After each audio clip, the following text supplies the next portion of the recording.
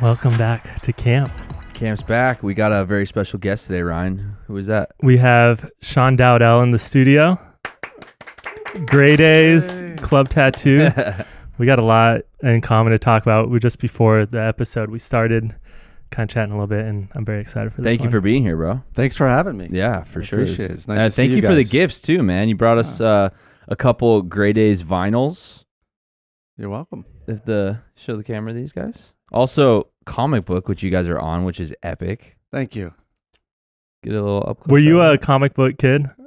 Yeah, I really loved the Green Lantern as a kid. I used to watch. There was a cartoon called Super Friends that had like all of the DC comics. It was like Aquaman, Superman, Green Lantern, a couple of weird ones like a Native American superhero that used to enlarge himself. It was odd little show, but I loved it. I watched it every day after school. So to get the opportunity to become a superhero, you can't say no. I was never into like superheroes or anything, but like seeing you in the rendition of that, I was like, fuck, I want to be a superhero, dude. Yeah, I didn't know I wanted to be on a comic book so badly until. Yeah, I want to fly. So where'd you grow up? Are you from Arizona? I'm from North Phoenix. Yeah, 35th Street and Thunderbird area. Okay, I'm actually not too far from there right now. I'm living on the west side, and it's not my favorite place right now. But, it's gonna have to do for now.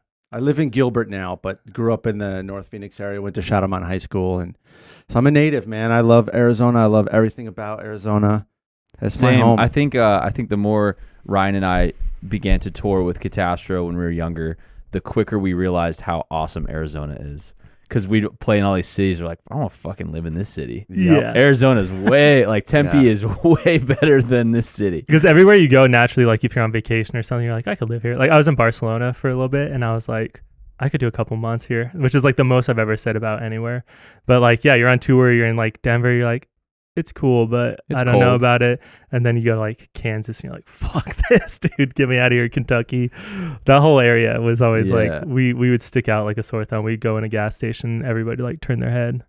Well, I remember one time we were stranded somewhere in Texas, I believe, or like maybe New Mexico, and van completely broke down. Atascadero? That was California.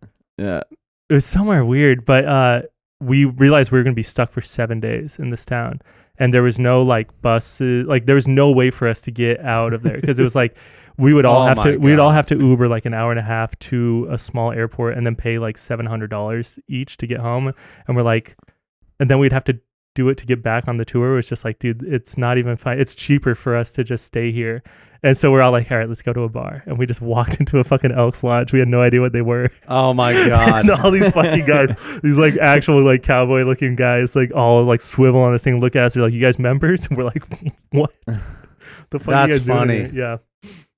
Well, one time we walked in like a Masonic area and they're just like, get the fuck out. And we're like, dude, I just want a beer. And there's nothing in this town. Yeah. Oh man. Happen. The funds of everyone thinks it's hookers and blow on tour, and it's fucking broken down vans and shitty Circle K as a restaurant because that's the only thing to eat at 2:00 in the morning. And yeah, when you're like glam. Yeah, no, when you're dating someone and they're like, oh, because like they see like you party at night or like we would drink and stuff, but I wouldn't like really go out a lot, and she'd be like, oh, you're just like out like partying all night. And I was like, you want to come out to a couple shows? And within 2 days, she's like, I'm never traveling with you guys again. It's no sleep. It's uncomfortable. You're eating bullshit food. And yeah, I mean, unless you're Guns N' Roses, there's not, 20 naked chicks at this giant backstage area with this catering. It just doesn't, everyone who's never done it has this illusion of what they think it should be or is, especially for their boyfriends who are off on tour. And it's not that. It's 5 guys in a van roughing it pretty much because they love music. Mm-hmm. Yeah, and if you're like in a hotel, it's not like, or at our level, we weren't buying 8 hotel rooms for us and our crew, so it's like me and another grown man that's snoring in the other room. It's like nothing fun is gonna happen here. So when did you I guess I don't know where you want to start, but like when did you start music, or like when did you get into music? Well, I was into music as early young man, but I started interest in playing music probably in my late teens. I started learning drums when I was 17, but I had been around other local bands because my friends would play in them, and I was kind of like always the guy that just didn't play an instrument at the time.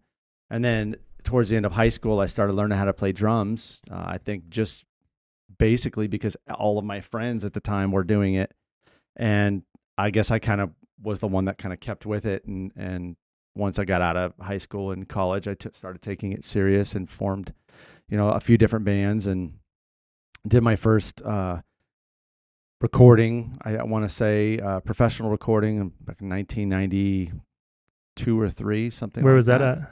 It was a studio called Pantheon Studios in Scottsdale. Okay. Still obviously no longer there. Yeah. Mhm. There's a lot. I was gonna say not many studios are still there. They tend to close up pretty quickly. So how old were you roughly when you guys were starting Grey Daze? I was 18 years old. And the first band was, ironically, it was called SD and His Friends. It's somewhat of a joke, but that was the first band that Chester and I started together. I was 18. He was 15. Okay. And that would have been 92. And that's Chester Bennington that later went on to Linkin Park and everything, which it's such a crazy story. Like I was doing some research on you guys, and you, cause I just want to be prepared in this. And like, we have so many similarities in like what you guys had to go through and what we're currently going through. And so every time I see you, it's like, we saw you at Kamp Fest, and I just like know there's like, this is the guy I want to sit down and talk to. So Chester's 16. Do you remember like the first time you met or like for the first rehearsal or whatever? So he auditioned for the band. We had a mutual friend named Chris Hewlett who was sort of playing guitar for us at the time, but not really. But long story short, he said, I know this kid that sounds just like Eddie Vedder. We should have him come in and sing. And a couple of days later, Chester shows up after school and came in and knocked out a couple of Pearl Jam covers and sounded great. And we're like, oh, this kid's great. And that was the first time I met him. We had to go back to his father that day and ask permission for his kid to come and join a band. And so I sat in the living room, and his dad was a lieutenant on the police force at the time. Shit. So he's going to work in his police uniform. I was like, at 17, you're like, I'm high right now. Yeah. Well, in the world where I came from, we had this artificial fear of police officers because that was just cool to not like the police when you're 17. And now I have a whole different outlook. But at 17, you're just kind of young and immature. So you had this fear of, I don't even know why I'm scared, but he's in a police uniform. But he was super nice to me and very respectful and gave Chester a shot. I mean, quite honestly, a lot of parents wouldn't have given their 15-year-old kid permission to go join a band with people they don't know. We were rehearsing on 37th Avenue in Thomas at the time. It was not close. So yeah, where was he living? 35th Avenue in Greenway at the time. Okay. Yeah. All right. So that's closer 15. to like where I'm living right now. Mm-hmm. But that's so funny. So when he like walked in, he's kind of a smaller dude. I can't imagine at 16. Like did you have low expectations kind of when? I'll be honest. I was completely disappointed when he walked in the door because he was just scrawny little kid. You're like, I want to lead. We need a leader.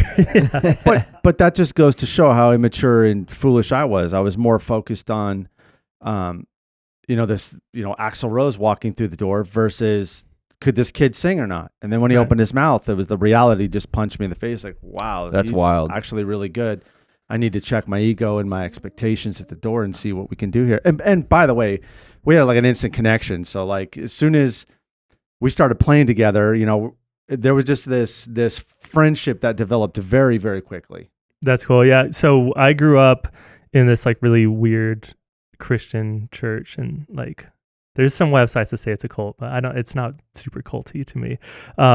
But me and Andy grew up there. And so I knew him for years, and then we kind of stopped talking for like 12 years because our parents would like force us to hang out with each other, and it would be like, oh, you're staying the night at Andy's house. And I'd be like, fuck. Like it was just, he was an insane kid at the time. It's like we had no connection. And later they had already started the band for like a year, and their bassist and their second guitarist had quit. And a family friend from the church was like, hey, go try out.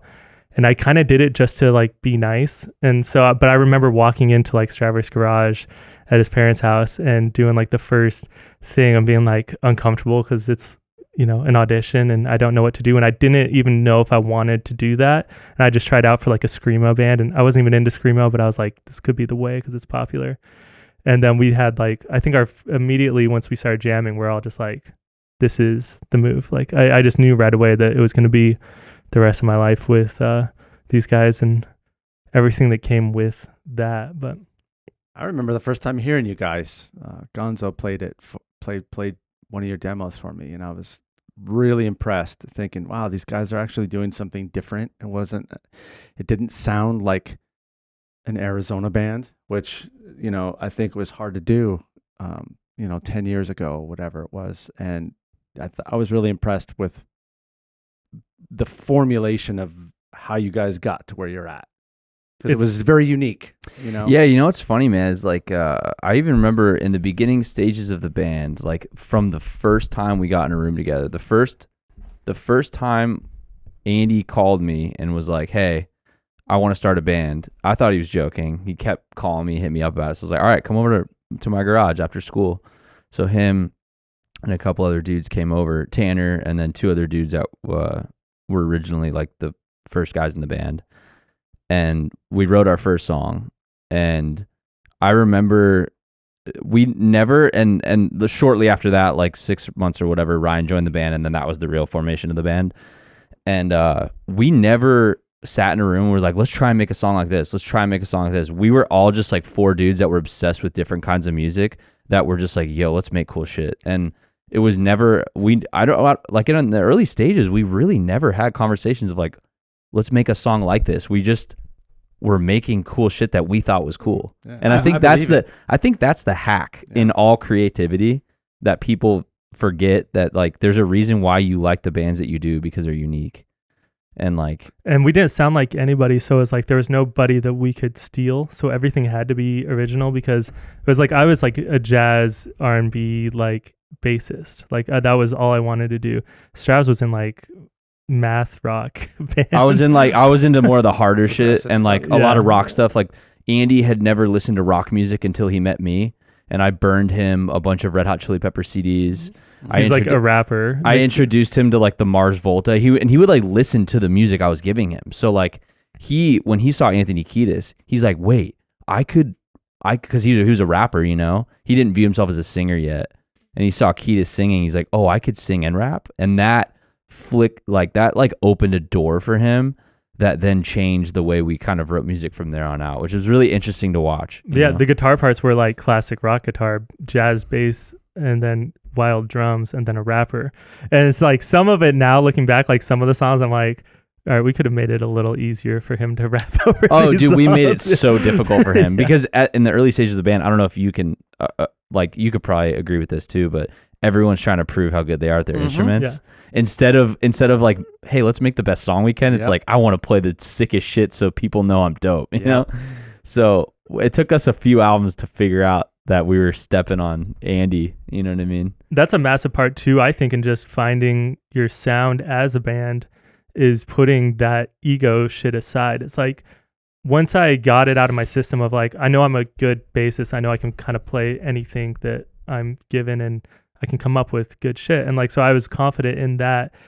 But to be able to go on a song and play 4 notes for the whole song, because that's what it came to. And then I would change, okay, I can play 4 notes, but I'm going to pick the best fucking 4 notes I could possibly pick. And it's not going to be exactly what you're thinking. It's going to change the way you feel about it, but nobody's going to notice because that's not my role. And we all kind of realized our roles in this thing, and that's when shit started moving for us. But I think as a songwriter, you have to differentiate good musician from good songwriter. And it's funny you bring up Chili Peppers, because people ask me my influences on the drums, and Chad Smith is a huge influence. Is he a stellar, phenomenal, outstanding drummer? Technically, no. He's solid, but he understands groove, feel, and getting the listener to give themselves in the moment of the song. It's very difficult as a drummer to be able to figure that out, and he did. And so he's been a big influence for me. There's drummers like Neil Peart, who technically are on top of the world. But I'm on the same page. I don't vibe with their style of playing. I literally listen to it and I'm like, it's very difficult for me to get into a song. And I'm not trying to disparage Neil Peart. He's an amazing drummer, but I just don't gel with the music because to me it's not cohesive. It's everyone's doing their own thing and it fits together in like this weird math puzzle that I understand technically, but as a listener, it does nothing for me.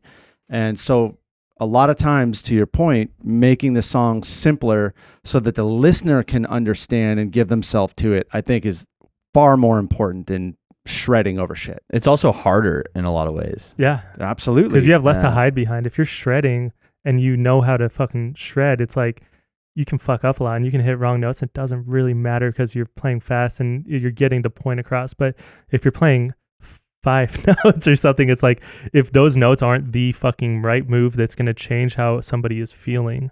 So that's how I view bass, because like it was always like just like a big feel thing because you feel it physically everywhere you work. So it's like if I pick a different note for that low one and it's going to lift it'll change the entire chord structure of the song, but it will be, I can do that the right way, I could do that the wrong way.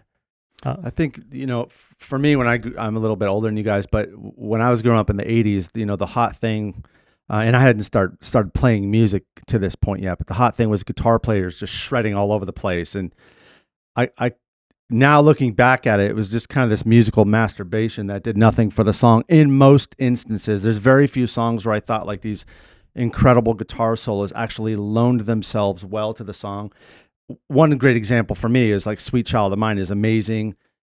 People can verbalize the guitar solo. It's very rare that you can capture a guitar solo. It's a hook in itself. Exactly. Yeah. It becomes a key moment in the song. And you think back to a lot of those bands that were just trying to show how good the guitar player was. No one gave a shit.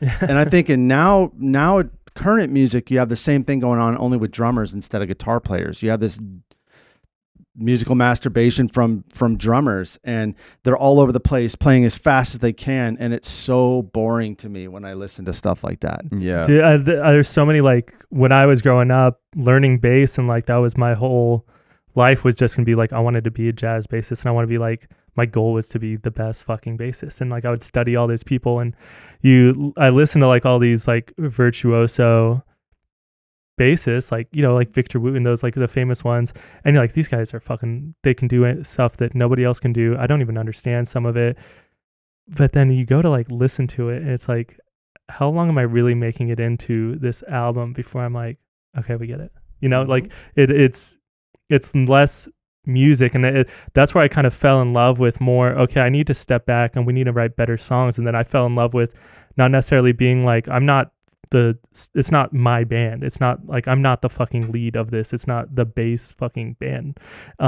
So I need to become a really good songwriter, and I need to figure out how to come up with the right chord progressions and where to move things and stuff. So there's when you guys got started with Chester, like you said, you were 18, he was 16. How long did it take before you guys started like playing shows? And like kind of, I'm not really familiar with how like where were you guys playing? Like what kind of level, and like were you guys touring? We had a weird curveball thrown at us right away. We had a friend of ours that wanted to try to manage the band, literally as we are forming the band. As soon as we added Chester to the mix, I want to say we had a show offered to us by our very first show was a fraternity at ASU called Sigma Chi. They were looking for a band for their party, and they needed us to play 2 hours of music. And we got just started. You're like, how are we gonna play 2 hours? Dude, we learned like 18 cover songs. Yeah. Yeah. And our plan was when we'd take a break, we'd come back and we'd just play the same set again, just in a different order. We have done that before. Hope that nobody noticed. And we got to the second part of the show, and I'm sure we were terrible, but we got to the second part. We got like 2 songs in, and then the police came and broke up their fraternity party. So we didn't end up having to try to stretch 2 hours worth of material with an hour's worth of songs. So it was fairly quick. That was our first show.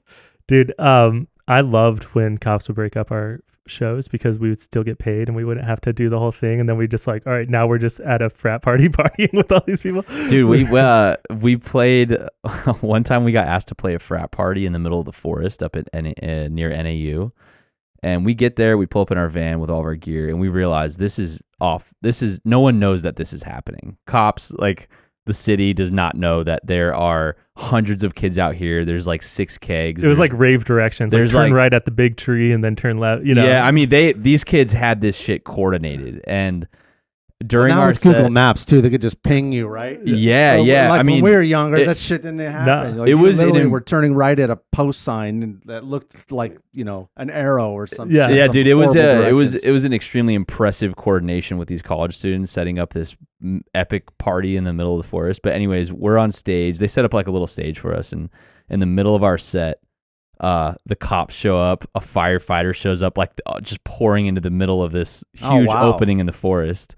Kids start running everywhere, and we're like, all right, I guess we're leaving. So we threw all of our shit in our van real quick. I grabbed a keg. Yeah. I stole like a keg, and like our friends just started putting like plastic bottles in their shirt. And so we show up to our friend's house that lives near NAU at like 2 a.m. with like a keg and like all this stuff. And they're like, what do you mobile? Dude, how are you here? Andy stole a little fucking laser that was like this big, and it was the lamest fucking thing I've ever seen. It would just shoot out like you've seen it before, where it's just like green dots that like kind of move like this. We had that in our apartments like when we lived together forever. For and years, he would just we just get fucked up and turn on the laser. Anyways, that's really funny. So anyways, you guys are playing you guys play at the frat party. How did it go? It went well. It was packed, and then the cops broke it up, and we packed our stuff and went home. That's awesome. I mean, it was our first show, so it was exciting on a lot of levels. Yeah, and then what ended up happening after that? Did you guys started getting local shows? At the time, there was no Electric Ballroom, there was no marquee. Like you guys kind of had a little bit of a luxury life here. Situation. There was only a couple of live venues back then. There was the Mason Jar. I forgot about Mason Jar. And that was our very first venue that we got to play at, and then we started doing all ages shows there, and that's really how we got off. And then our first album we recorded was in '94, and it was titled "Wake Me," and then got our first record deal after that, and kind of just snowballed up, and the band grew from there. That's awesome. Nice. So how long were you guys like touring stuff? Like, did that break up for a while, or how? So Grey Daze, we put out 3 albums. We had a couple record deals. We broke up in '98, towards the end of '98. Our attorney was a guy named Scott Harrington. He was smart enough, because we had just signed a demo deal with Warner Brothers, and the band broke up the week before we were supposed to go in and record at a studio for this Warner production deal. And our attorney was really one of the few attorneys in the world that wanted to do the right thing for the right reason. And he saw a massive talent in Chester. Mm-hmm. And he had another partner out in LA that were working with this band called Zero. And he said, hey, I think we should have Chester try out for this band, because they need a singer. So he called Chester. He actually called our manager, Kerry Rose, and got in touch with Chester. And then Chester drove out to LA and auditioned for the guys in Zero, which of course became Linkin Park from there. So that's really Scott Harrington doesn't get mentioned in the whole Linkin Park history, but without that guy, none of that would have happened. That's nuts. What was like the reasoning for the disbandment? Was it just like typical band, like arguing, drugs, all of our like ego shit? All of our egos. Couple things. Mace, our bass player at the time, was an addict and making a lot of really stupid, selfish decisions. I was becoming a business person, and I just had gotten tired of the bullshit, to be honest, of the Mace's antics and just the lack of wanting to put back into what we were building. We had all these great things going on, and at the time, Mace was just really selfish, and he would just take what he could from the band and kind of leave us hanging. Wouldn't show up to load gear, It culminated into a big fight after one of our shows at the Big Fish Pub, and but Chester's first wife was a major handful to deal with at the time. She was a lot to deal with, and she controlled him and belittled him a lot, and was in his ear a lot, and just caused a lot of problems. I mean, that can completely change the dynamic of any group of people, and also like, the band itself is a business, and starting being in business with an active drug addict or, whatever it was, but it's like, that's scary because there's no control there as far as your biggest goal is to become successful. And when you're an addict, it's like about you and what can I do right now to make myself not feel fucking sick or whatever it is. So. And for ownership side of it, I had a big part in it too. I my ego was big. My attitude wasn't the best at all times, and I need to own my part in the breakup as well. So, I was starting to be a little controlling on the project, and I think the more I saw other people maybe not putting into the pot, either financially or effort-wise as much, I started to get resentful of those people, and therefore wanted to kind of push them aside and say, well, we're just going to do it this way, and my attitude wasn't the best either. Yeah, dude, being in a band's really hard. A lot of people don't know it's like being in a marriage times 4 people instead of the one person. It's just 2 people, being in a right? marriage with a bunch of guys. Yeah, but it is really tough because it's easy to not communicate properly. It's easy to and you're growing up at the same time. Like we started as kids, and like we started at the same age as you guys did pretty much, and it's like now we're 33 and we started when we were fucking 17, 18. It's like you grow up and you just change as people, and that's just how it is. And you're all going to change differently. You can't all change the same way and in the right way. And making that still work, like I can't believe that we were able to make it as long as we did with the same members. Like we never had anybody quit or anything. And not that there weren't times where I felt like I needed to quit or I wanted, like there was times where we'd fight and stuff, but we would see other bands fight. And we'd be like, damn, we don't do it like that, And it's like, it's one of those rare like relationship things where it's like. Yeah, we're brothers from day one, which is really cool. And brothers fight, you know what I mean? Get in arguments. Our workaround was we would just talk such brutal shit to each other at all times. Yeah, it was more of like a. that like you could never really get your feelings hurt by somebody else. And then it worked out well for us. So you said you were doing business. Had you started the first club tattoo while Grey Daze was still going? Yeah, I opened that in 1995. Ironically, with the bass player, Mace, he and I went into business together when we opened the first store in Tempe. And then that only lasted 6 months. I had to buy him out because of the other issues we were talking about. He had just gotten married and just was making poor life decisions at the time. And, to his credit, years later, he got sober and he's currently playing with the band now, and he and I are very close friends. And, that's awesome. All has been forgiven. And sometimes it's uncomfortable for me to talk about those times because I feel like I'm talking badly about him, but it's also what I'm saying is truthful. So it's this weird dynamic. So, I don't not mean to hurt his feelings. No, yeah, you love him. Things that actually happened. So, For sure. Yeah. So, what was it hard to come up with being in a band? I don't know like what you were doing for like work otherwise, but like just starting a business is fucking scary, especially like I'd imagine like a pretty big fucking financial risk for yourself at the time too. And so how was it trying to start, the first club tattoo? And how old were you at the time when you decided like, all right, I'm going to start a tattoo business? I'll give you the Cliff Notes version here. Yeah. We were, the band Grey Daze, we were promoting a night called Club Tattoo at the Electric Ballroom. It was our night, and we would bring in local tattoo artists. At the time in 94, there were only 8 tattoo shops in all of Arizona, not Phoenix. That's interesting. Arizona. That's interesting. So the idea for this thing actually had a lot to do with the band. Oh, absolutely. Because of, okay, cool. Absolutely. And then, so we were doing these little mini tours where we would go out 3-4 days, satellite tours. We'd hit LA or San Diego or Albuquerque or whatever it was. And then we'd come back and we did really well. We were drawing. We had a record deal at the time, but we weren't making money personally. Right. So me and the bass player decided, hey, why don't we open up a tattoo shop? We know these tattoo artists locally.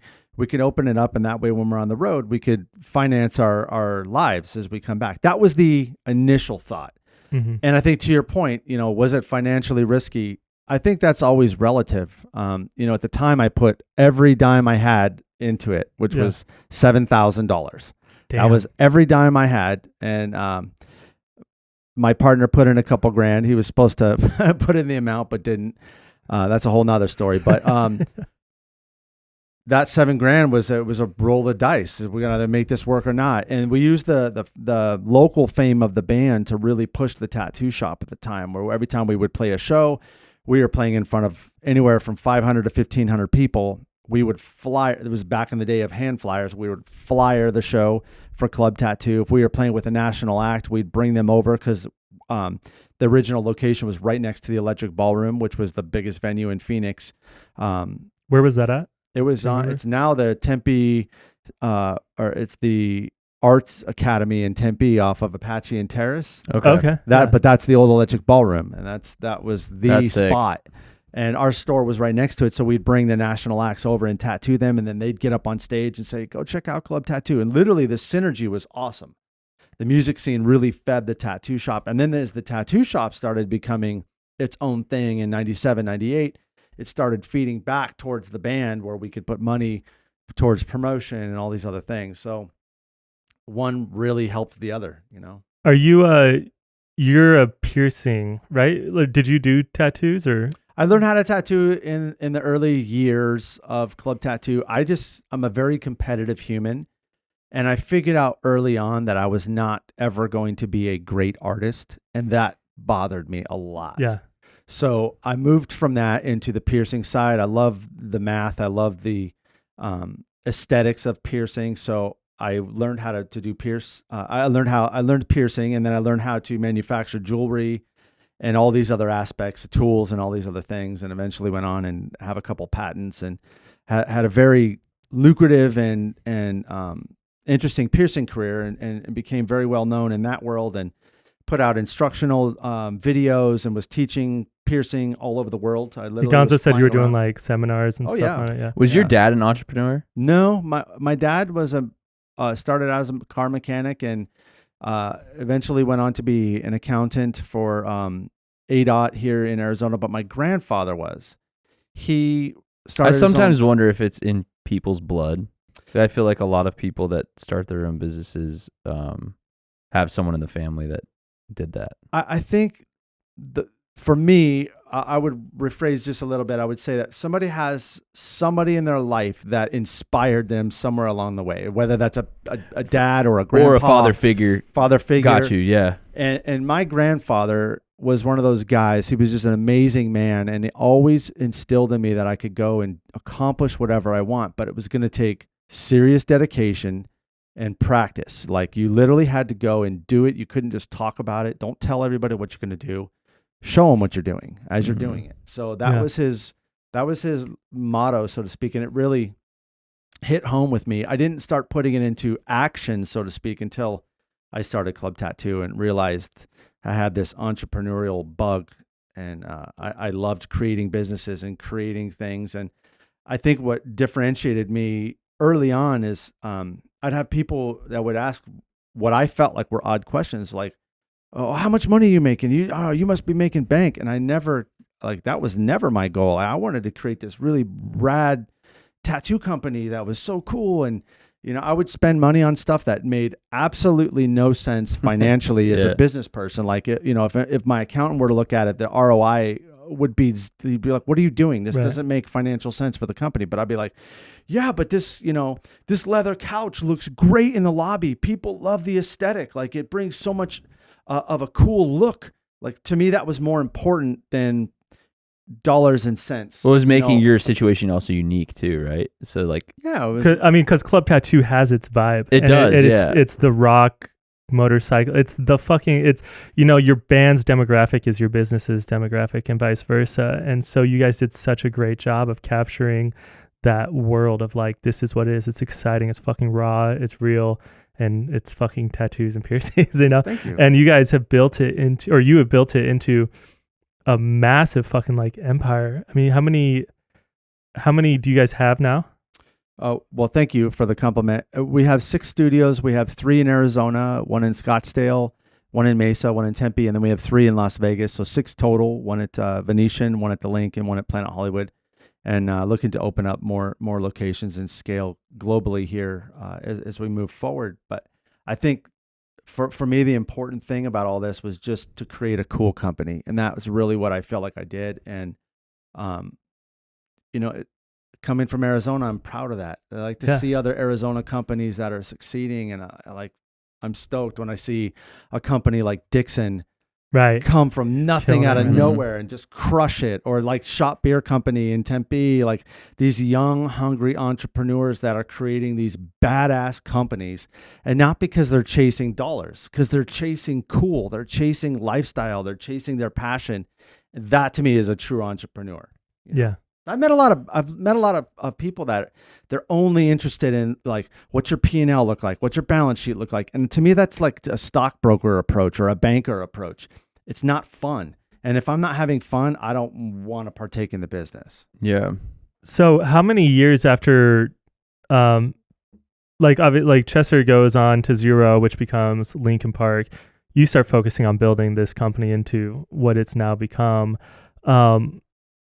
Was there any like, I would imagine like if it was me and Andy, the band breaks up, Andy goes on and he becomes one of the biggest rock stars in the world, there would be like a kind of, not riff, but just kind of jealousy. It would be weird. Yeah. I think personally I would probably be jealous, or there would just be that like, was it kind of difficult for you as like you're personally to deal with any of that, or? Not even a little bit. I look at things very differently.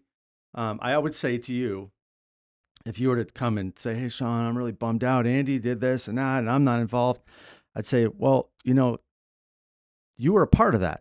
You get credit for that because you were a part of his story.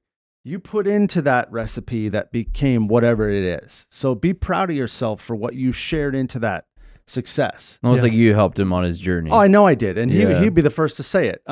So I never was jealous, and I would get that question a lot back in the early 2000s. Aren't you mad? Fuck no, I'm not mad. I'm fucking Isn't that funny? Isn't that funny that that's like human beings' first reaction to like want to know, like, oh, that probably bums you out that he's famous without you. That's such a thing that people would say. It's so funny. It sucks. Yeah, it does suck. Human nature is not a good thing. It's like hard for us to be happy for other people when they succeed. Yeah, well, it's not hard for me, but it is hard for the masses for sure. But the only reason people do that is because people have this completely false misunderstanding that when other people succeed, or friends or whatever people succeed, that it's taking away from your possibility of succeeding. Yeah. And that's like such a sad failures like mindset to have. I can't even get into that. Like for me, it doesn't. It like compute. Yeah.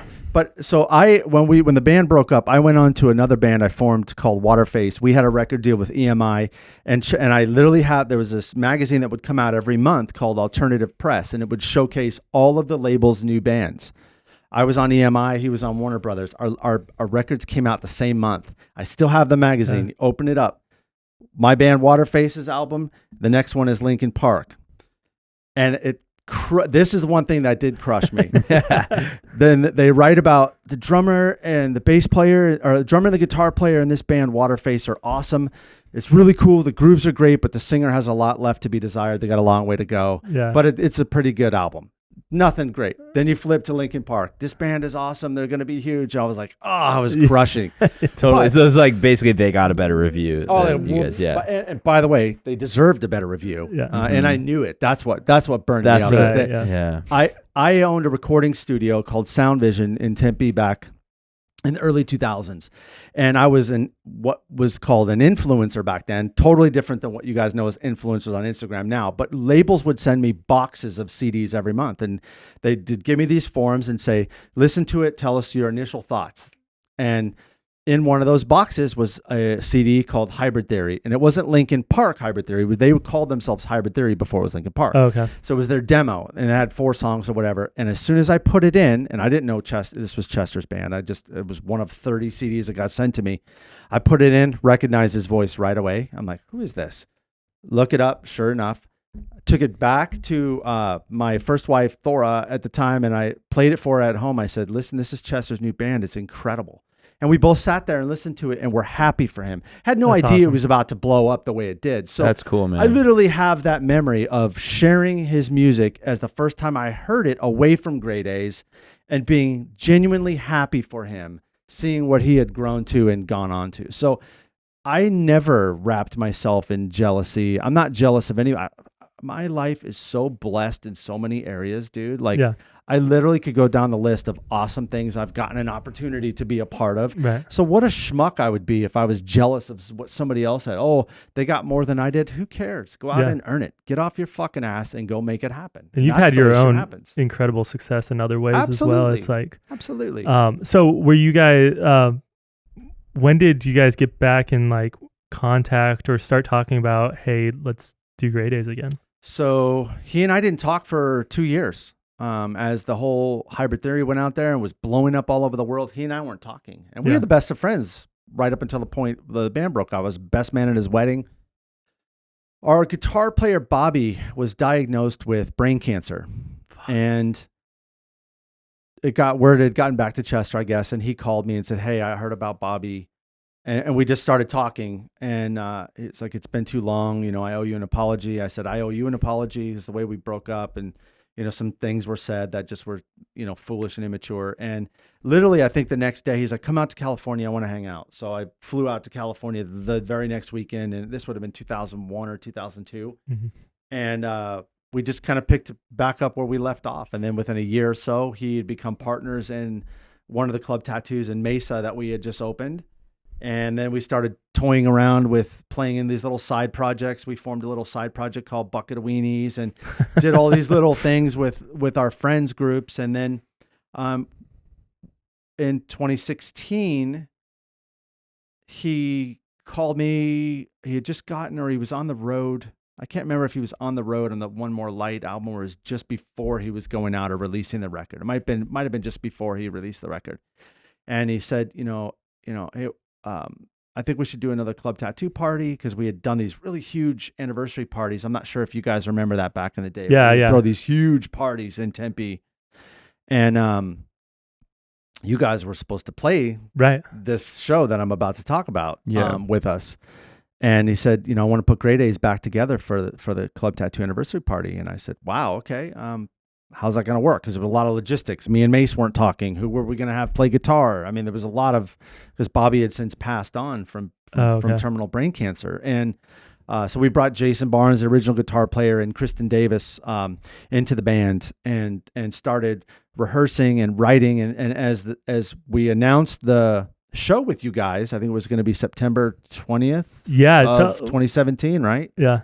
Memory serves. I remember when Gonzo called us and he's like, we got you on a show with Chester's band Grey Daze, and I was like, what the fuck? Because we were so excited for it. And it was, just to be opening, and for us, we had been in this one scene for so long, and we had really wanted to just be given the opportunity to play in front of a different crowd.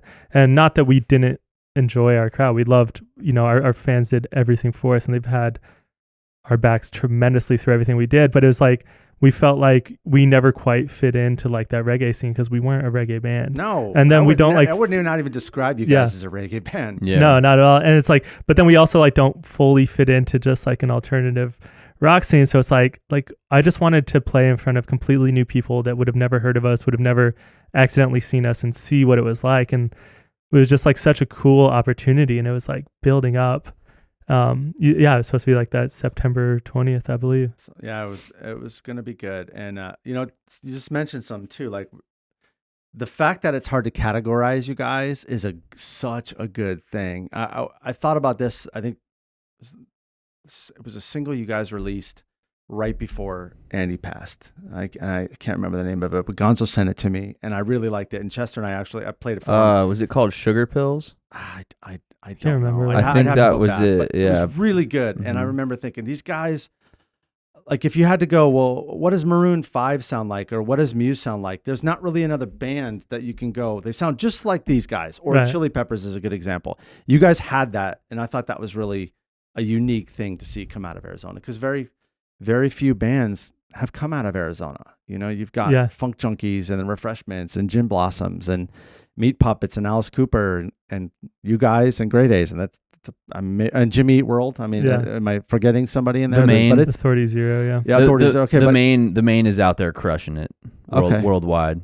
They're killing it. Yeah, they're cool too. But no, it's not much. But it's rare, right? Compared to like any other city with as many people as us, it's like I'll have to check out the Main because I don't. They're awesome. They're a very good rock band. Okay, I'll have to check them out. Yeah, but I mean, it's just Arizona is so weird because we're only 6 hours away from LA. And so you would think that we'd have a lot more people making it because it's close. You can get there in no time almost. And it's not the case. There's very few people that have actually found like lasting success from here. So so Chester passes away, and it was very soon to when that party was supposed to happen, I believe, right? Yeah, Wasn't it the week before? No. It was like in he passed away in July. Oh, okay. And we were supposed to play in September, but he was in Sedona with his family. He flew back to LA to do this TV commercial, I think for State Farm or something, and then he was gonna fly down to Phoenix, and we were starting rehearsals that Sunday. So he passed away on Thursday, and we were supposed to do our rehearsals on Sunday. So it was out of the blue, you know. I mean, you hear the story so many times about when people take their own life that you just didn't see it coming. And I talked to him 2 days before he passed, and everything seemed fine. I mean, I know he had some issues, right, you know, in prior months, but I thought he was fine. I didn't see it. I don't know. This is me asking some too pokey, but because of his situation of like how famous he was, did you find out through a personal situation, or did you find out through the media? At the time, my ex-wife, was blowing up my phone, and I was literally in the middle of an interview in Las Vegas. I lived there part-time for our businesses, and I was there conducting interviews, and my phone kept blowing up. And after I saw it was like 15, 20 phone calls, my phone going off. It was like 2 PM. And then I finally picked up. I'm like, what's going on? And she said, Chester died. I said, no. Yeah. She said, yeah, he took his own life. I said, that can't be true. So I said, I'm gonna call him. So I hung up and called him. And of course it went to voicemail. I said, I left him a voicemail. You need to fucking call me right now. Make sure this isn't true. And then I called to Linda, and she was in Sedona with church and the kids. And she picked up, and she's crying. And I said, what's going on? And she said, it's true. It happened. I'm trying to get back to LA right now and find out what happened. But I guess he took his own life. And I said, okay. Oh my God.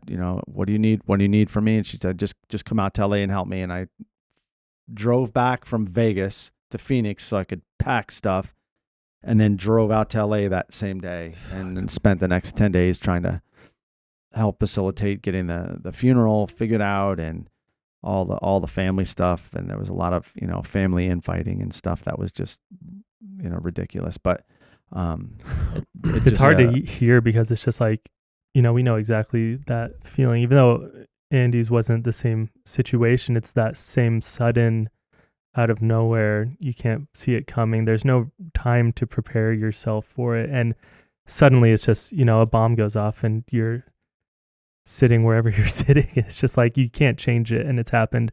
And it had to have been such an exciting time for you to be like, Grey Daze is fucking getting back together. We have this awesome show. Like, it would be way more people to hear your guys' music than ever before as well. And I don't know. It's just like, that's kind of how we felt, because our last show was at Red Rocks. We were just finished up in the studio with Dirty Heads, recording with them. We were doing, I love those guys. All this. Yeah, we do too. Yeah, man. They're great dudes.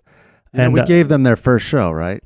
Oh, yeah, their very at the first clubhouse show, or what? Nope, was a Club Tattoo anniversary party with me and Chester. Sick. Nice. Yeah, in Tempe. It was the very first time playing. That's so cool. It was rad. Well, our second show we ever played as a band was opening for the Dirty Heads at the clubhouse, and Gonzo put us on the show. Nice. So that's how long we've known Gonzo has watched us grow up. Yep.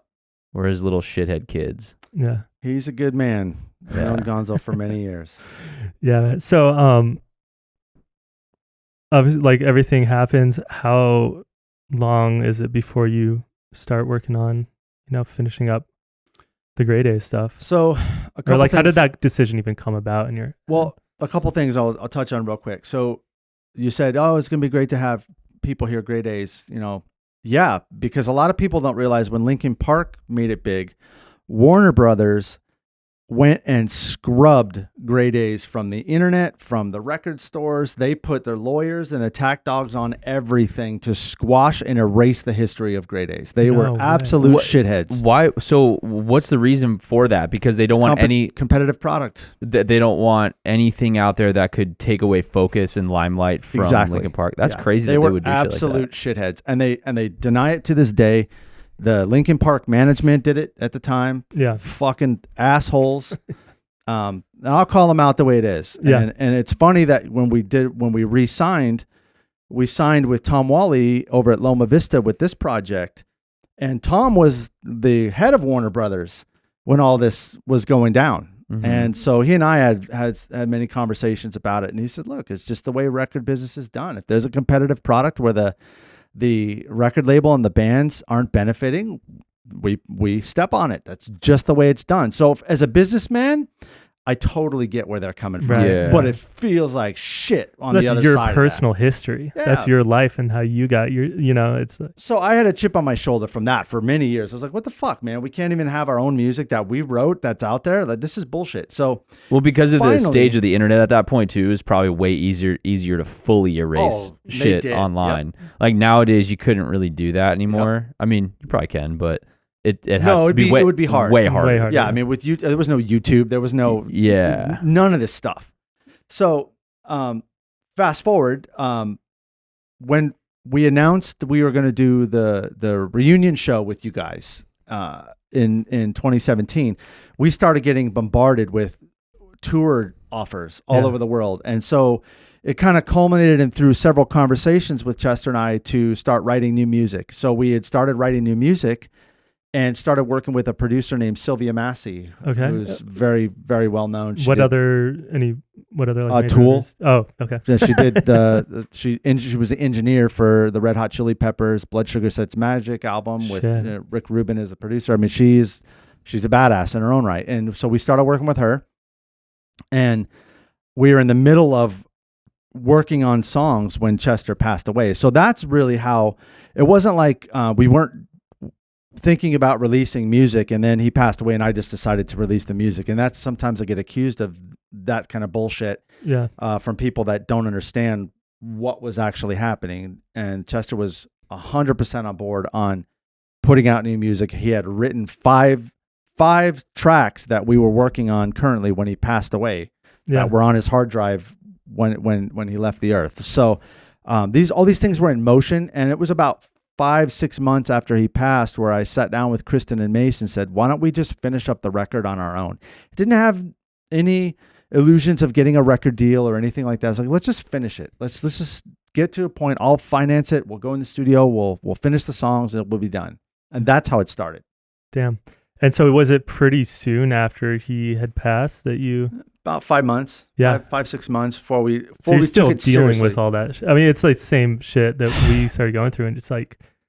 what I'll say, and maybe you guys can back me up on this, is, it took years to try to get through. I won't say get over, but to get through his passing. Mm-hmm. I still think about him every day. But to get through it on a functioning level, I think redoing all the music and doing this was a massive help in getting me through the grieving process. I'm a man. I'm not an super emotionally in tune guy. It's just I'm a normal man. So I think a lot of us deal with that as men, not knowing how to let those emotions kind of flood through you and cleanse yourself of that stuff. And this was a way for me to do it, and Mace and Kristen as well. And I find myself sitting at the console in tears sometimes and laughing sometimes and going, oh my God, I remember that. Those things were all parts of the grieving process for us. And it culminated into some great music. But I mean, on the personal side of things, it was a major step in healing. Yeah. Yeah, dude. I don't know if I would be at the stage I'm at with dealing with the grief of losing Andy if we didn't have all this new music to work on, because dude, it felt like a bomb went off when he died. And I remember the first time I actually like fully let it out, I remember, and there's many stages of this, but I remember after we had driven home, like we were still all in shock when we found out, because we were out in LA for a week working on our new record, and he died on the last night. And I didn't realize it was the last. And then we had to drive home together, just sitting in a car, processing the fact that with like one last person, you know, Andy died, and the whole, I mean, just the whole way it went down, man. It was so like, I still think I haven't like fully worked through the trauma of like having to tell Tanner and Ryan that Andy's dead at a gas station in the middle of nowhere. Yeah, it was like the most. And it was like a bomb went off. Like I could still hear, not to go too deep, but like I could still hear the exact phone call of like Andy's sister's friend on Andy's sister's phone telling me like Andy's dead, you know? Like I still think about that all the time, and obviously think about Andy every day. But like I remember after the guys left, we got back to the studio, we dropped our gear at the studio, and everyone's like, we hugged each other and everyone left. And I remember just laying on the ground in the studio and just losing it, dude. Yep. And then us working on the album and like being able to listen to his voice all day long, it was so therapeutic, but also so fucking difficult, because it's like, all right, Andy's back in the room again. He's here. He's with us. It didn't feel like he was gone throughout the entire process of the last 2 years of working on the record. It doesn't feel like he's gone. And, you know, like, but then you realize like, oh shit, we're working on this album because he's gone. But you know, you're gonna find this out about my. I always try to find the positive in the bad situations. But what a unique blessing for us to be able to have those moments, right? It's a massive gift, dude, and it's most people don't get that. And for his family to have that much hours and hours of his voice singing and talking, it's like most people don't have. If you're missing someone that is lost, you can't just throw on a CD and listen to them and kind of talk with them and hear where they were at. And like, yeah, I mean, absolutely. It was the most devastating thing for me. And like you said, like, I'm not an emotional person at all, but I hold everything in, and it turns into anxiety, and it like fucking crushes me. And it was already bad before this even happened. But when Andy passed away, it like decimated me. Like I could not like leave my house. I was like a fucking mess. And realizing it wasn't like over, it's just different, you know, and just being like, we have to work on it. I immediately within a week started listening to our own music, because I was like, I don't want to break down and cry every fucking time I hear his voice, or every time I hear the one thing that I fucking love that I've worked for my entire life. And I would just sit and I'd listen and I would cry and I'd turn it off and I'd change it, and I would kind of like exposure therapy myself to be okay. Yeah. And then we go, I mean, obviously we can't go too deep into, you know, what we've been doing, but it's like the first time we open it up, and at first it kind of just feels like there's a ghost in the room. You're like, it almost doesn't feel like anything's different. And then you like realize the whole reason you're there, and it's like kind of weird. And then you're just like, oh, it's like feels haunted, you know, it's this odd feeling, but it's the one thing that has like truly gotten me to, I've fixed so much about myself that was fucked up before that has nothing to do with Andy. Because it made me like, it broke me down to a point where I was just like, I don't have a choice. I can't live like this much longer. I need to fix all this shit, because I don't know how much time I have. And if I was to pass away today, would I be happy with, you know, how I've let my anxiety get, and how I've let my health deteriorate, and like, you know, the amount that I'm drinking, and like all this shit. It's like, the only thing I can fucking control is myself. So like I need to start building that and shipping that away. And it's like, that's been life-changing. The last 2 years have been, I'm a completely different person than I was. And like, because of Andy, I'm able to like, you know, obviously I'm still fucked up and I have a lot of ways to go, but it's like night and day of like just having that motivation to be like, I need to fix, I need to get therapy. I need to find somebody that's actually going to help me, and not, I can't do this on my own anymore. Kudos to you for recognizing the moment in your life to take action. A lot of people sit around waiting for stuff to happen. The fact that you recognize that was your moment to rise up on your own 2 feet and make the changes that you knew deep down needed to be made. Good for you, man. Most people don't take tragedies like this and try to pull something from it that's constructive. They use it as an excuse or a crutch for the rest of their life. Well, I'm like this, or my life's like this because of this. It's like, you can use bad things that happen to you either as an excuse or motivation. unfortunately, most people use it as an excuse. But that's great. Thank you for sharing that. I That's felt amazing. like I was at a literal fork in the road, because it's like my past, what I would do at any moment is I would go drink and do drugs. And it's like, I was never an addict, like full blown, maybe with alcohol probably, but not like drugs. But I was doing them all the time because the drinking wasn't enough. And I stopped for, it's been 9-10 years since I've like messed with anything. I still drink, but, now I'm more cautious of it and aware. But I remember being at this moment, devastated. My life is over in my head, and I'm just like, okay, I give myself 2 weeks. I just started exercising a month before Andy passed away, and I was like I wanted to be healthy because we were supposed to go on tour and stuff. I was like, I can't fucking start this tour the fattest I've ever been in my life, because 3 months from now when I get back from this tour, I'm gonna be a mess. And I was like, all right, I'm gonna start getting healthy, and all this happened. So I gave myself 2 weeks. I'm like, you can drink, you can stay in your room, you can sob as much as you want, like do that, but after 2 weeks you're going to go outside and you're going to work out at least, and that's all you have to do. After you work out, you can go back in bed and you don't have to leave. You can watch movies, do whatever the fuck you want, but the next day you're going to get up and you at least work out and go do that. And I would just like ease myself, and I was like, I could go back and I could go back to drinking and I could do drugs and escape everything like I always did, and everybody would understand.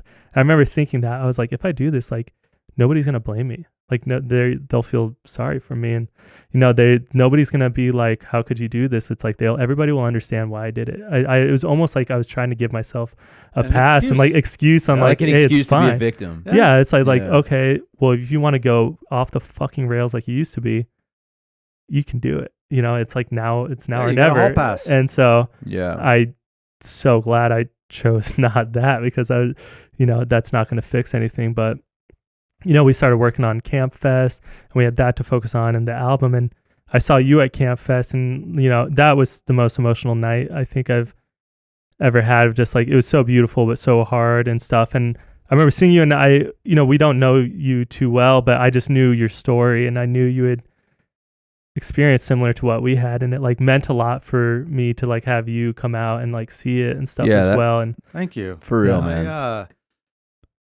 I wanted to just be there to show support for you guys, to show you that, there was other people out there that had gone through something similar, and that I admired what you guys were trying to accomplish with that and giving back, because it was not an easy thing to pull off, not financially, not energetically, not conceptually. I mean, there's so many things that I don't think probably people understand how much went into that for you guys. And I did. Some people might think this is just like, sounds insane to say, but like that show, Kamp Fest, I think is what like truly made me believe that I think that God is real.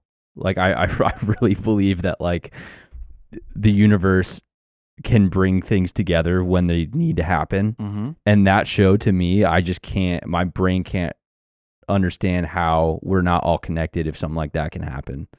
It was like such a impactful, the most intense just like feeling that I've ever experienced, like in music. What was one of the things that stood out from you from that day that happened that you didn't expect to happen, or that like you were worried about and it just came, all these things were happening last minute, like all the video stuff was kind of falling apart. Like the video team shipped the wrong camera gear to like a different city, and like we had a whole video team that was going to film the show, and we were worried that that wasn't going to show up on time. We also had just for everyone's schedules, like all the artists that were on the show, to be able to make it and like it work out with their schedules. We didn't have support booked out for it until like the month beforehand. And we found out last minute that there was going to be a marathon on that day that was going to close down the roads for up until doors were supposed to open. Oh, wow. And it was like a circle around the venue. There was like no way to get through it. And so you deal with that. You look at the amount of money that you have in this too, and you're checking the weather every day, and you're like, also, it's cold out. It's been raining off and on. There's so many things that we're just kind of like seeing everybody that we look up to, like all the guys in Dirty Heads and Iration and Rome, and like all these guys that are like, like financially and like successfully have made it to a much higher level in their music career than we ever did. Just being on the side of the stage, like crying, like while Andy's dad's giving a speech to all of our fans. And we've got thousands of people across the country that like flew in to like just show us that they love us and love Andy. It's still like, there's a part of it that makes me want to cry just because of how happy it makes me. It like makes me believe in human decency and that like everyone does actually have a heart and everyone does really care about each other, but we're so fucking closed off and we're so hard and everyone's so hurt from their past that like why can't we have more instances where we all just get together and fucking hug each other and laugh and cry and and then realize like, to me that show was such a like, oh, this is what life's all about. I think you're bringing up an interesting point too. For me, I find almost like the pinnacle of when I'm the happiest and most energetic is when I'm finding a purpose in doing things for other people. So for this exact example, like in your situation, like you're on this endorphin high from watching all this goodness and things that are happening around you that you've contributed to and giving purpose to your own lives. I mean, and that's what I meant by saying like it made me believe in like a God and like the universe and everyone being connected. What I mean by that is like it made me realize that what I've been doing in Katastro and what we've been doing isn't about me. It's not about just Andy. It's not about Ryan. It's not about Tanner.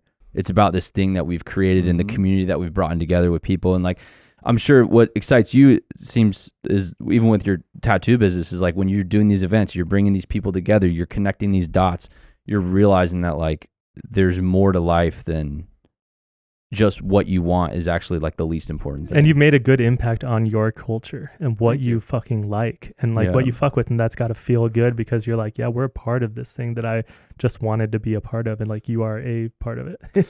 I'm very proud of the things I've done in the industry, but I think even to a more meaningful level, I'm proud of what I've contributed back to our communities. Like with financial success and any success comes responsibility, and I view it as my responsibility to make sure that I'm contributing back into the greater Phoenix community in a meaningful way that helps other people. So we do a lot with philanthropy and different charities, like a New Leaf is a big one. It's probably the main one that I deal with. What do they do? That's a loaded question, but basically I got started with them back in the early 90s. They would take victims of domestic violence, battered women, children, and they would try to pull them from those situational circumstances, do some type of a mediation, get them into a living situation where they could help give them childcare, a skill set, get them on their feet, get them a job, and then get them a new apartment away from the domestic abuser. So that's really where their core is. They do a lot of other things. They have shelters. They do a lot of different programs, but that is what they are at their core. And they've got a couple different campuses here in the greater Phoenix area, and we contribute to them every year and do different events with them. And it's just a very meaningful company that wears its heart on its sleeve and actually does things that contributes back to the people that live here. And I think that to me, I think I'm most proud of. What's their name again? Just so that anybody listening can check them out and support if they can. It's called A New Leaf. And if you're suffering from domestic violence or an abusive relationship, you can reach out. They've got several different community locations where they can take you in and get you help. That's amazing. So, Grey Daze now. I mean, you guys released that other album on 2022. The Phoenix. Yes. And so what's going on with you guys? After the Phoenix, I think we were just kind of taking it easy, and we kept getting offers to play live for years, but we just couldn't wrap our head around how we were going to do that without Chester. And Larry McFeely called us one day and said, "Hey, we really want you guys to play UFest." He called us the year before, and we said no. But in 2023, he called and said, "Will you guys play UFest?" Kristen came to the band and pitched us. I said, well, how are we going to do that? So we kind of met a couple of times, and we flew a guy named Chris Hodges out from LA we had met. He plays in a couple other projects, and we said, maybe we'll just do the one show. And so we put together a set and started rehearsing with him for months to try to get this thing, to get the wheels on the bus type thing. And the more we played, the more we realized we enjoyed playing. And then our very first show was at UFest last year with Godsmack and I Prevail. And it went really well. We played in front of 10,000 plus people, and the fans really enjoyed it. And we kept getting offers to play more and more. So we just started playing a little bit more and more. And now we're hitting Germany in May. And then after that, we're doing a tour in the UK. And then on March 9th, we're playing here locally in Phoenix at the Rebel Lounge with There Is No Us. And I'm sure that will be absolutely packed. It's a smaller venue. Yeah, we'll be there, man. Yeah, please do. Let me know. I'd love to have you out. I live right down the street from Rebel. Awesome. Yeah, sweet. But it's been fun to kind of play these songs live. And, we've got a few pieces of Chester up on there. It's not like we're running the whole show to just Chester's tracks. I mean, Chris is singing, but we do have moments where we pull Chester in and out so we can still have him on stage with us. And to me, that was a really important element that we couldn't get away from. Like, we have to have him up there awesome, man. In certain parts. And I don't want to just get up there and play the tape. Right. That sucks. But we've got to do this in a way that it feels good, it sounds good, but still is maintaining the integrity of what we were trying to accomplish in the first place. Right. So bringing in somebody else to do those parts, was that ever an initial idea when you were thinking about recording the new music? When you guys were finishing up these albums again, were you we're going to eventually find somebody that we can find fit, or was it kind of just too hard to think about at the time? I think it was everybody else's intention but ours. The record label had some ideas of how we could do it, and it just never felt right. So the band members was like, nah, we just passed on all those opportunities. We got offered some huge shows that we turned down because we just couldn't wrap our mind around how to do it respectfully. And but bringing Chris in has made a lot of sense. He's very respectful of the legacy that's there in front of him, and is very careful not to tread on it and treat it with the respect it deserves, and make sure that the band is seen in a way that's, he makes sure that we're viewed as people that are doing right by the situational circumstance we find ourselves in. And it's the most important thing going through all this shit, navigating it. And we got to be able to look ourselves in the mirror. Yeah. And it's also, there's so much people are going to talk, and you got to I'm learning better to get into a way of, even if they're not, I'm going to criticize ourselves more than anybody else ever would publicly. And I'm going to think of everything that anybody could possibly look at a situation and say what's right or wrong with this. And getting to a point where it's kind of realizing what you feel is right is what matters, and not necessarily trying to base what you end up doing on any hypothetical fucking judgment from people. Okay, here's a box of shit you just unopened here. Look, I think at any point you're going to have haters, no matter what you're doing. And we have tens of thousands, hundreds of thousands of fans and people, onlookers that like what we're doing in any given circumstances, whether it be music or my business or my books or all these other things. If you concentrate on the few people, the 1% of people that don't like what you're doing, you're doing a disservice to the 99% of the people that do. So focus your energy on that. And I'm a fighter. So in the early days of releasing this stuff back in 2020, 21, there was a couple of little shitheads around the internet that are just, living in their parents' basement. You're just trying to get rich off this. Got news for you. There's no fucking money in music, idiot.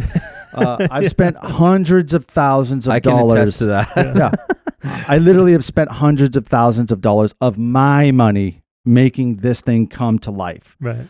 So people think I'm getting rich. It's the worst fucking business plan ever. Right. This is truly a passion project, and I do it because I love it. And I doubt I will ever get to the point of breaking even, let alone making money on this project. So to the losers that don't understand that, eat a dick. And to everyone else that fucking loves what we're doing, I'm grateful and appreciative, and the band is very appreciative of the people that actually take the time and comment on our stuff and come out to see us live and buy and listen to our music. That's the stuff that matters, not the little asshole who lives with his parents on his keyboard. Yeah. Awesome. Yeah.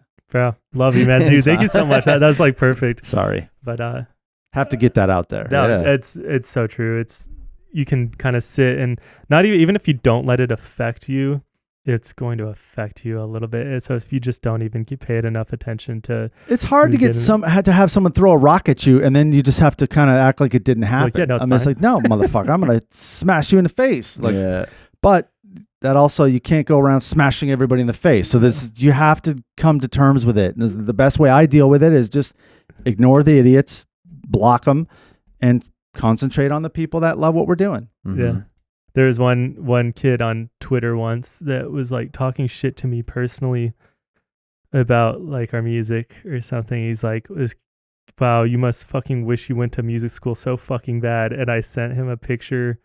I said, here's a picture of me wishing I was at music school. It's me with fucking Red Rocks, like sold out show. I was like, fuck you, little kid. Good for you. But ever since then, I never, I don't go in. And we don't get a whole lot, but you know, it will happen. It's inevitable. It's just, you know, whatever we decide to do, we're not going to all collectively, you know, the three of us make a decision that's wrong for Andy or wrong for us. So we're going to keep it going. Yeah, I think every decision we make is basically like, would Andy like this? Is this good for Andy's family? Yeah. That's it. If it's not, then we don't. Good for you guys. That's exactly the right place to be thinking of. And I think you need to add a caveat to that, right?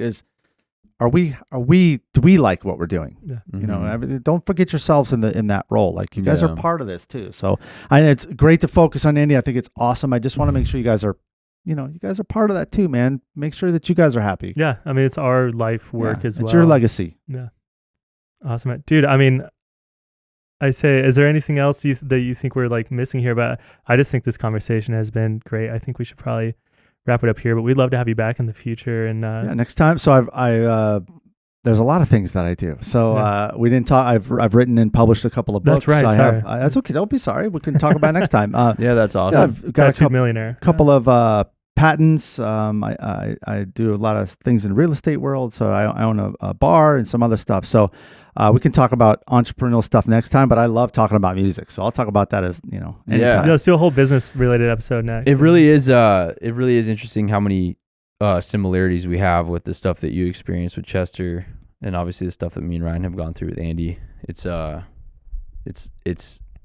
not often you meet other people that can directly relate to like how specific the situation is. So unique, you know. So it's been it's cool, man. It's it's cool to have you on. So thank you for having me on. I just want to say a couple things. I'm really proud of the way you guys have handled yourself in this situation after Andy passed. I think it takes a lot of guts and courage to do what you guys have been doing. So kudos to you. I'm proud of you. And as a local Phoenix musician, I'm proud of you as well. Thanks, man. And thank you, man. It must be really awesome for you guys to have a superhero on your podcast. Yeah, it does feel good. It does. Well, are you going to fly on out of here? You guys going to kick me on out of here after that comment. But no, thanks for having me, guys. I really appreciate it. I had a blast. Dude. Thanks so much. Thank you, bro. Great time. Appreciate you, man. Thank you, bro.